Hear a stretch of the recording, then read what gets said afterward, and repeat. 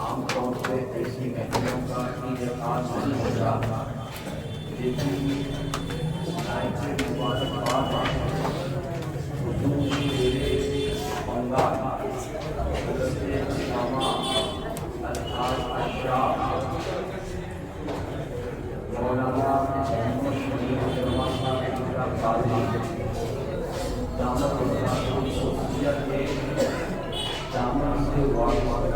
ہونے والوں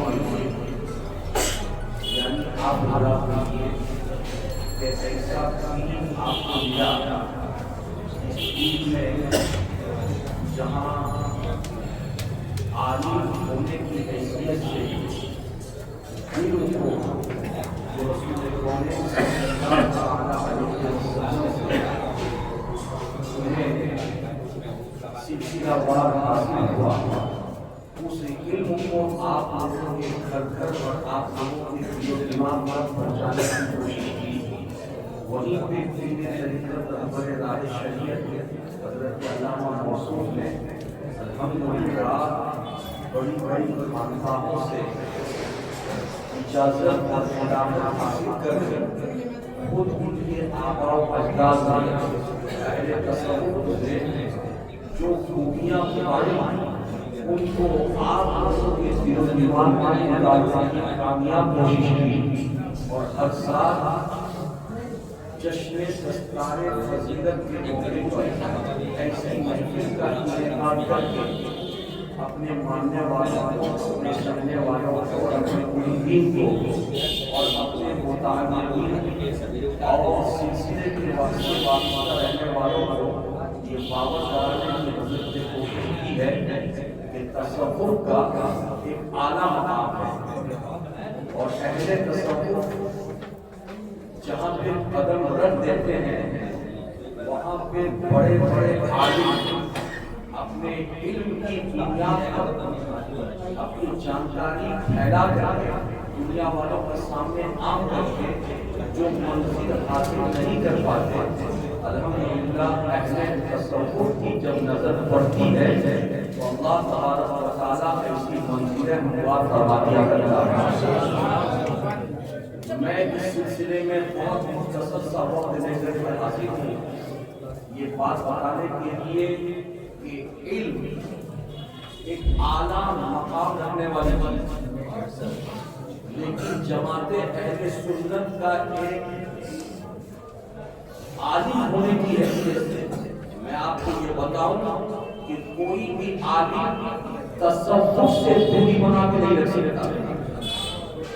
اس لیے الحمدللہ عالم جب آپ کے سامنے تقریر کرتا ہے تو آپ کو یہ بتاتا ہے کہ اللہ تبارک و تعالیٰ نے قرآن پاک میں فرمایا یا ایھا الذین آمنوا اتقوا اللہ، اے ایمان والوں اللہ سے ڈرو، اور اسی آیت کریمہ کا دوسرا ٹکڑا پیش کرتا ہے وَكُونُوا مَعَ الصَّادِقِينَ، سچوں کے ساتھ۔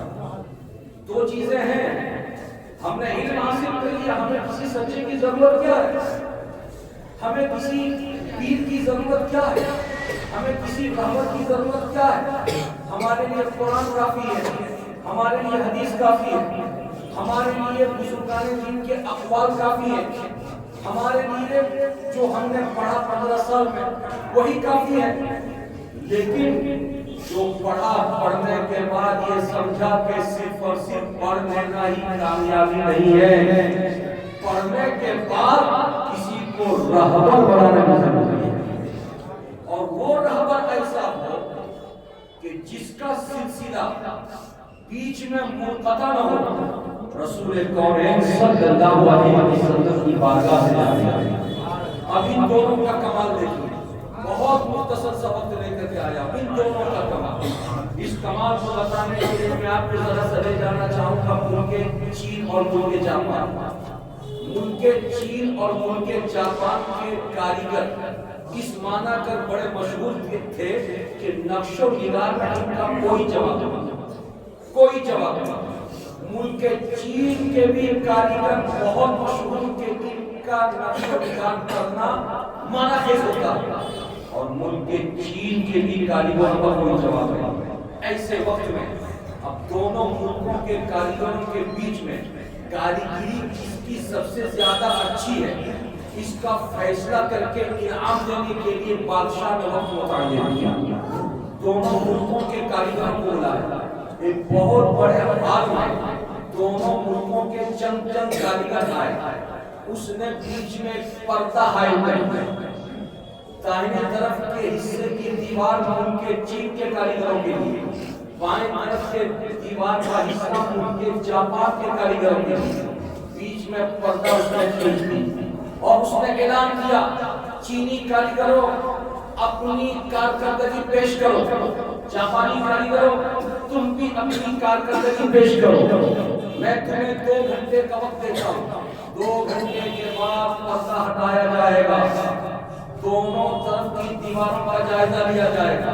جس کی کاریگری سب سے اچھی ہوگی اس کو انعام دیا جائے گا. حضرات 2 گھنٹے کے وقت میں چینی کاریگروں نے دیوار کو رگڑنا شروع کیا اور رگڑ کر کے نقش و نگار بنانا شروع کر دیا.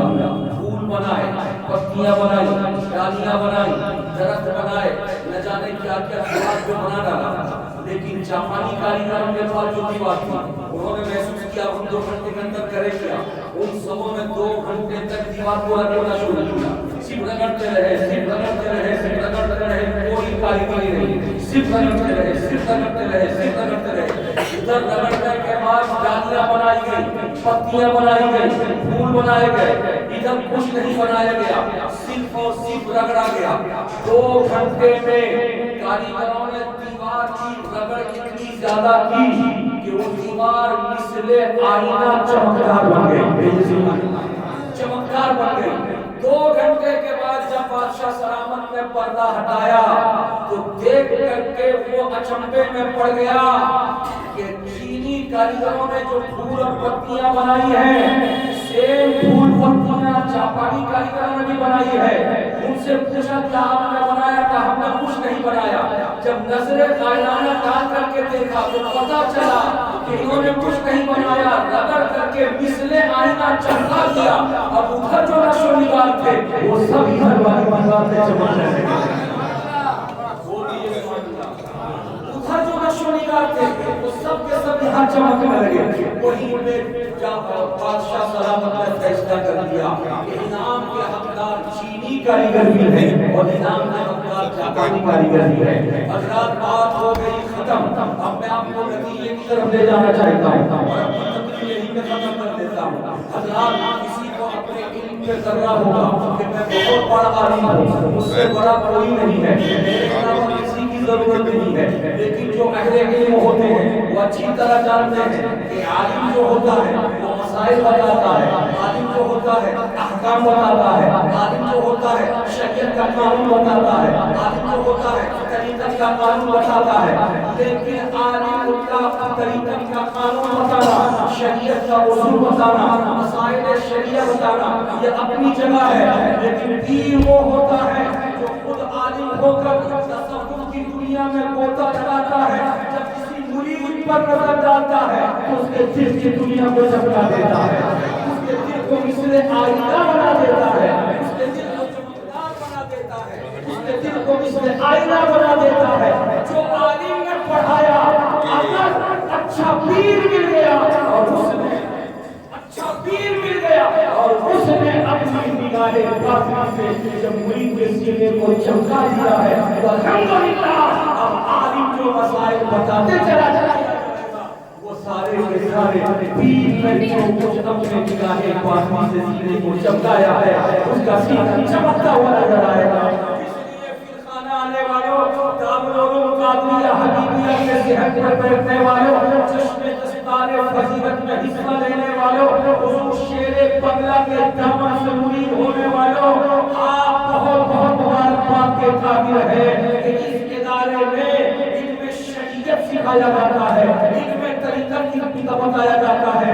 یہ علامہ شرف الدین ہے، یہاں کے صدر مدرسین میں سے صدر مدرسین یہ علم سکھاتے ہیں، مفتی شہروں مسائل بتاتے ہیں، اور وہیں پہ محتمل مناظر اعلیٰ بانی مدرسہ علامہ شیر بنگال حضرت علامہ شمیم السماع قادری الحمدللہ اہل طریقت ہے، پیر طریقت ہے، رہبر شریعت ہے۔ جو علم یہاں کے مدرسین پڑھائیں گے وہ علم گویا کہ نشریات کی شکل میں ہے، اور جو نظر دینیا سعادت حضرت کی مرید پر پڑ جائے گی، تعلیم کے سینے پر پڑ جائے گی، اس کا سینہ چمکتا نظر آئے گا۔